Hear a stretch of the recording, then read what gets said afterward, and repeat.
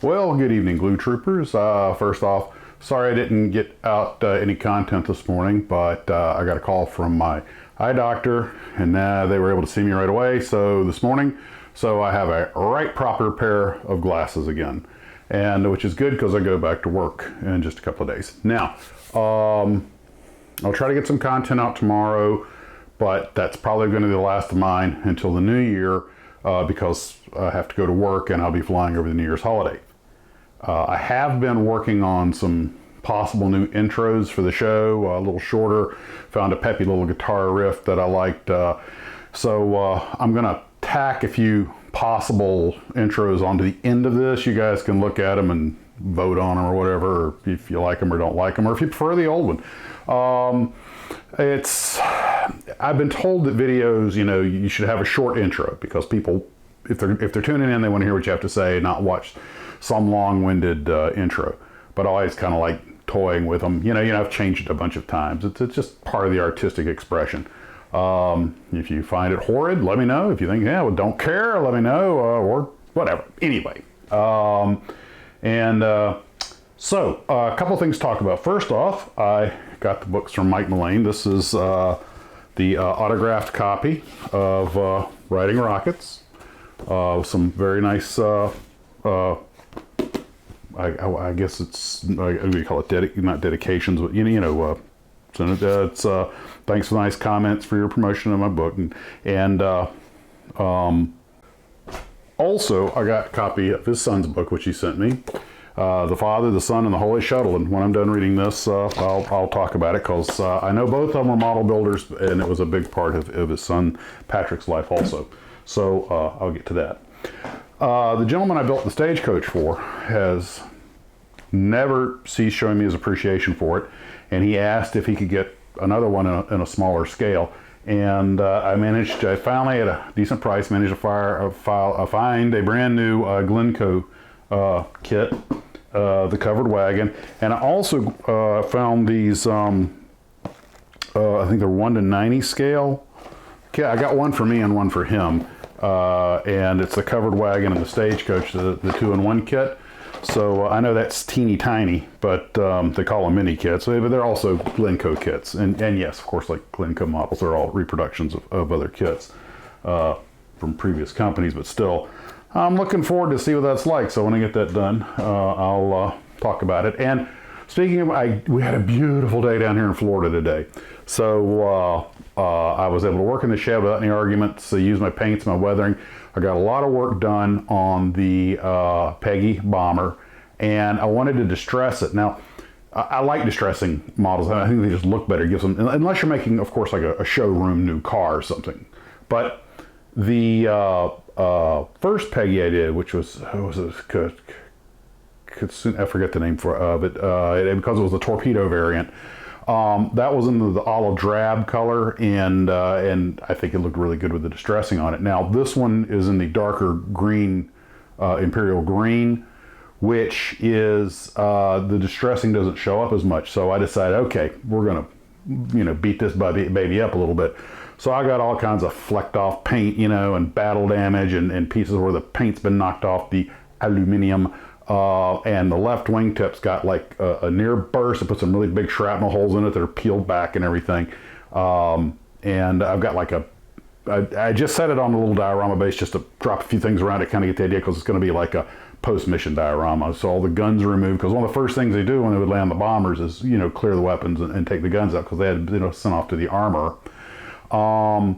And I got a gear door knocked off, and I've got damage here. I might put a flat tire on it or something. I got the cowlings pulled.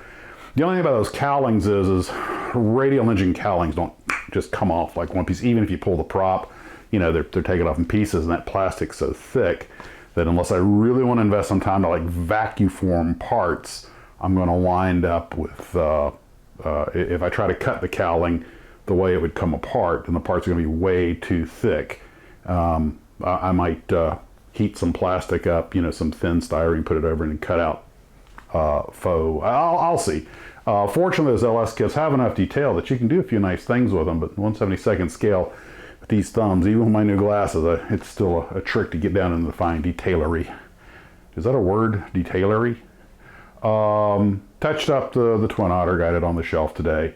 Spent most of the day actually, well, when I wasn't out doing things, when I got back and got to work, shooting a lot of footage that I'm not going to use. I was trying to make a cool new intro with, you know, me doing all kinds of stuff, and I looked at it like, this is just me goofing off. This isn't about models, you know. And I'm like, yeah, it's silly, you know, trying to use special effects to have, you know, mirror universe me pushing me out the door, you know, and then I was gonna phase him out, and I was like, you know, my gosh, this got nothing to do with the models. I'm just horsing around now, but it was fun. Anyway, so depending on what's on tap for tomorrow, I might get the Peggy finished-ish. I still have to cut up something to make a diorama base for it. That one that I'm using in this picture you'll see is just the one I kind of used to just pose models on for quick photos. You know, that's kind of the little problem dioramas bring up. I mean, no matter how beautiful they are, especially with airplanes, because the wings and everything, you'd think, well, this diorama won't eat up much space because the wings and the length of the fuselage are going to eat up all the space, until you try to get on the shelf and you realize that even that little extra footprint on the landing gears can make it harder to fit on the shelf. And maybe it's just me, but putting a model airplane on a shelf on its wheels or on a stand where the wings stick out over the edge of the shelf, that's kind of par for the course. But if you have a diorama base, or even a stand base, there's something about that base sticking off the edge of the shelf that just, you know, doesn't quite work. So I'll figure it out. One person who's seen a few of the videos, named Calvin, and he sent me this, so I'm sure he doesn't mind me sharing. We were talking about the old O2, the Oscar Deuce, the Cessna push-pull that was used by the Air Force as a forward air controller, FAC aircraft. And it got me thinking about something. When we were talking about O2s, I mean, I've flown Skymasters, and they're an interesting airplane. And if you don't mind me veering off into airplanes for just a minute, the O2 was designed, or the Skymaster was designed by Cessna to give twin engine safety with, but get rid of what was considered one of the biggest killers in twin engine. That was single engine rollovers. Real quick 30-second aerodynamics class. In a light twin or multi-engine aircraft, especially one with two engines, of course the thrust is on each side. If you lose an engine, okay, especially in a propeller aircraft where that propeller now windmilling becomes like a barn door hanging out there, you get a lot of pull on one side and a lot of push on the other, which amongst other forces gives the airplane a strong rolling tendency.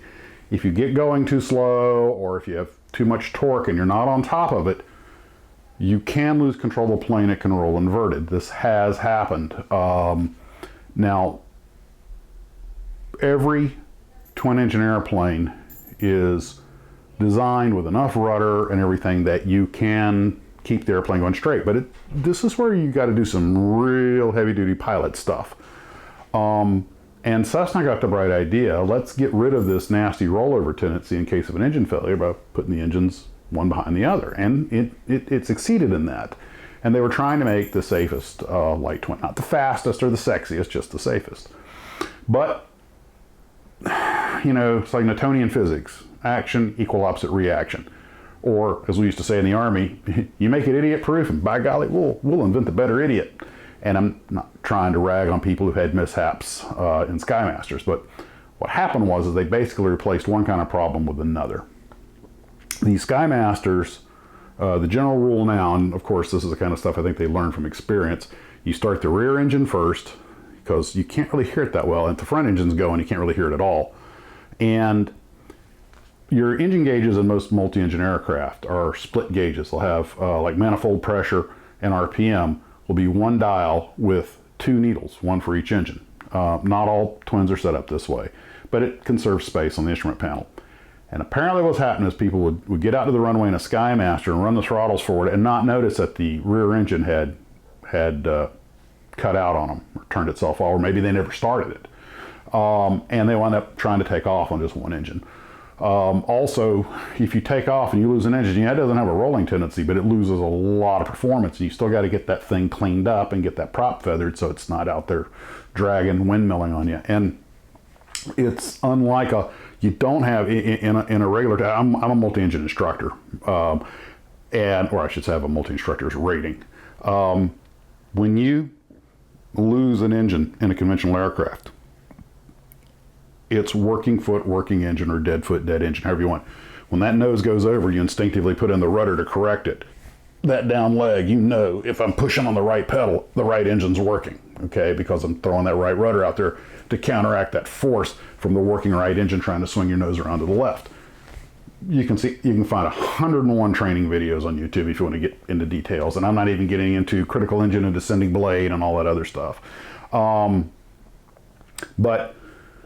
the Skymaster, you don't have that. You have an engine quit. You got to look at your gauges to see which one quit. And it's just and instead of L and R for left and right, they have, I think it's F and R for front and rear. So you'd be surprised how your brain will just stop doing any high-level functions at a time like this. This is why you train so much, to make it muscle memory. So you do these things without thinking about them, but take the immediate corrective action. And people have, I'm not talking about the Skymaster specifically, but even in regular times, people have shut down the wrong engine, feathered the wrong prop. They start pulling levers, and that's the old wind the clock theory. And that's they ask the old bold pilots, you know, what are you going to do if this happens? Wind the clock. Now, airplanes used to have a wind up, what's called an 8-day clock in them that had to be wound. And you know, they'd ask these salty old pilots, you know, what are you going to do when the engine fails? And well, lights as, you know, Chesterfield unfiltered. I'm going to wind the clock. And I'm like, what? What do you mean you're going to wind the clock? That's a totally useless thing to do. That's right. But it makes you stop and slow down and start thinking about what's going on. One way to make a situation way worse is for something to happen and just start grabbing levers. And there's a natural impulse to do that. You've got to analyze the situation. I mean, first thing you got to do is fly the aircraft. So if it's trying to roll over on you, you got to correct it, but that's instinctive. After that, before you start yanking on levers and everything, you got to start looking at the problem. Okay, start reading your gauges and let the information. Don't just look at them. You got to digest that information. And okay, and you'd be. It's one thing when you know the instructor is going to give you a V1 cut, and you're like, you're armed for it. When you're just whoa, and there's that uh-oh factor, and trust me, it ain't called the uh-oh factor. So anyway, I went all that way to tell you, just that's why the Skymaster was designed. The Air Force thought it would make because the engines are in front and back, the pilots can see out the sides very well. It's high wing. The military model has the plexiglass doors, so they can see out the bottom of the doors and everything. You see really well. Visibility is great. You have multi-engine safety. The engines are front and back, so they're out of his field of view. I'm sure they had other reasons for selecting it. Plus, they'd done business. The military had done business with Cessna before, and they knew they were a good, solid company. So, we started talking about the Oscar Deuce, and all of a sudden I'm turning into flight instructor because I've flown them, and they are different. And I've got to stop myself. I'm going to sit here for 20 minutes just telling there I was stories in the Skymaster. Very docile, very nice airplane. Got its limitations, to be sure. But when I was in the parachute club at Fort Campbell, if I didn't say it, by the way, speaking of skydiving parachute clubs, I cleaned up the tail on the Twin Otter and got it on the shelf. And yeah, I did mention that, didn't I? Good Lord. OMS, man, old man syndrome. Anyway, this is what happens when you do it live without a script. But we had an O2 pilot, slightly heavy-set guy, and yeah, I'm not casting any stones. I'm just trying to give you a mental picture. Sort of a shortish, stocky fella. He's a captain in the Air Force, and he was flying the O2. And he said the greatest thing about flying the O2 was that a lot of times military pilots really don't get a lot of flying time. I mean, the transport guys get a fair bit, but a lot of times, like fighter guys who go up on short missions, they don't always go up every day. It's, you know, we've had fighter pilots come to us for job interviews, been in the Air Force 6-7 years, and they don't have 700 hours. But he's like, but in the days of the O2, he goes, that airplane carries less fuel than one of the big jets burns taxiing to the runway. So they wouldn't bat an eye on the weekends. They would give him the government credit card, and he could take that O2 anywhere he wanted. He'd blast off for the weekend, you know, fly home, see his family. They didn't care. It's all you know, proficiency time, and the cost was so low by military standards they didn't care. So in that regard, it was a really fun airplane. And you get, you're actually encouraged, one of the few times you're encouraged to actually kind of fly low and, as he used to say, hedge hop, because that's where the O2 lives. Now, the O2 is a spotter, a forward air traffic control, a forward air controller, but also they're used for spotting. And it got to the point that a lot of times the enemy wouldn't shoot at the, you think you're up in this light plane, it'd be pretty easy to bring down, but a lot of times, depending on where you were at in the mission, a lot of times they didn't want to shoot at the FAC because they knew he had those big radios that called in the jets or the artillery or whatever else, and that's why they had those little, I think it's white phosphorus marking rockets on them. And when you see them with rocket pods, they just marking the target for the jets to come in. It's like, you shoot at him and he could bring hail and damnation down you 2,000 pounds at a time. So, interesting airplane, interesting history. Well, Calvin sent me some pictures. He was in an O2 unit. He just so I thought I would just show you some of these. And the guys in the Jeeps are the forward air controllers. And yes, we had Air Force forward air controllers that would be with Army units, and they would coordinate the strikes for the Army. And so we had, when I was in the infantry, we had pretty close relationship with the FACs, the O2s, and the A10s. And the A10 was the infantryman's friend, which is why I'm glad that thing's still in inventory. And because that thing is just a flying can of whoop ass for anybody that decides to send a nastygram to the American Army. And we are, it will deliver love 30 millimeters, 300. Was it, I forget the rate of fire on that thing was. It was high, like 1,000 rounds a minute. I mean, well, when the A-10s flew over, and I'm sure you guys have all seen this stuff, and I remember the first Califax was just combined live fire exercise that I went to. A-10s come in, and you see them fly down, and you see the white smoke. You don't hear anything, and then a couple of seconds later, you hear the, and then you look down range, you see all these explosions. Then the sound, I'm like, man, I would not want to be on the receiving end of that. A-10s forever. Well, that's it. I'm done prattling on, Glue Troopers. I want to thank you for tuning in, and I'll try to get out a little bit more content. Still working on the topping, the bill topping models video, and I have the information. I just need to get the script written and get it read, get it recorded, and then I might try, if I have the time, see if I can put something together that I'll set up for release on New Year's Day, just sort of a year in review kind of thing, if I can. No promises. And guys, you take care, you have a great evening, and model on.